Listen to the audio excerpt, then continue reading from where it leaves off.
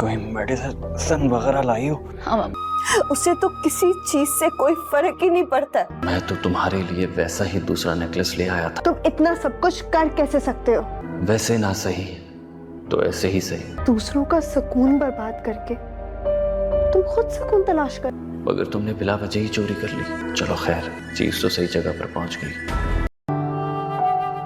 आपने कहा है ना, वो सोचकर ही कहा होगा। ड्रामा सीरियल नकाब के आने वाले एपिसोड में आप लोग देखेंगे आखिरकार तैमूर काफी मजबूर हो गया ईमान से बहुत दूर रहकर। आखिर उसने अपनी मोहब्बत का इजहार कर ही दिया ईमान के साथ, लेकिन ईमान अब काफी परेशान सी हो गई है कि तैमूर भाई मेरे साथ ये सब कुछ क्या कर रहे हैं। लेकिन तैमूर जब से ईमान उसके घर आई थी तब से ईमान उसे काफी पसंद आ गई थी, लेकिन वो तो सही मौके का इंतजार कर रहा था कि कब मैं अपनी मोहब्बत का इजहार ईमान के साथ करूं। यहाँ पर जब ईमान छत पर अहद के साथ बात कर रही होगी और अहद के जाने के बाद फौरन से तैमूर छत पर आ जाएगा और ईमान काफी गमजदा होकर काफी परेशान होकर छत पर बैठी होगी, क्योंकि उसका बिलाल को साथ देने की वजह से अहद को बहुत बुरा लगा। अहद जो कि मोहब्बत तो बहुत करता है ईमान से, लेकिन उस पर भरोसा बिल्कुल भी नहीं करता। उसे चाहिए वो ईमान पर भरोसा रखे, लेकिन अब जो कुछ भी होने जा रहा है उसका जिम्मेदार कोई नहीं, सिर्फ तैमूर होगा, क्योंकि आखिर जो इस ड्रामे का नाम रखा है नकाब, आखिर तैमूर ने अपना नकाब उतार ही दिया और उसने सोचा अब यही सही मौका है ईमान के साथ अपना अच्छा वक्त गुजारने का। अब तक ईमान बहुत ज्यादा खुश थी और उसे लगता था कि सभी घरवाले मेरे अपने सगे घरवाले हैं, लेकिन अब से उसे सब कुछ पराया लगने लगेगा और वो खुद को अब जेल में कैद होना महसूस करेगी, क्योंकि अब तैमूर ने जो हरकत उसके साथ की है